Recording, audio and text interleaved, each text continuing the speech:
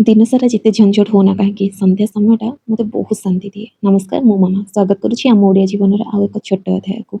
घर झाड़ू करी मु चा बसई दिए आउ संध्या देवा भितर चा रेडी। देन चुपचाप बालकनी बसी चा एंजॉय करे, ता भी बिना फोन रे। आम बालकनी व्यू बहुत सुंदर। इच्छा हुए सारा दिन एमती बसी रहा। जिते बेले भी मन किसी खराब लगे मुझे बसी रही था। सबुज वातावरण मन को एकदम शांत कर दिए। चा पी किसी समय बालकनी बसवा पर पुणी काम लगी जाइली।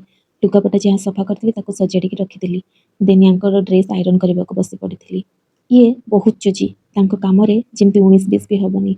सो सार कम कला बेले मन ध्यान दे करने पड़े। ड्रेस सब आयरन कला भितर से भी पलि आसते। आज मु बाबुन को पढ़े पारे तो या कहली आज तुम टे पढ़े देव से हाँ करें। मत डिनर भी प्रिपेयर करार से पढ़ा बसी चली डिनर प्रिपेयर। आज डिनर पूरा सिंपल थिला। पत्रकोबी मसला भजा आ रुटी। दिन सारा से ड्यूटी थकिकी आसुँच हेले भी पुओ को पढ़ा मना कलेनी।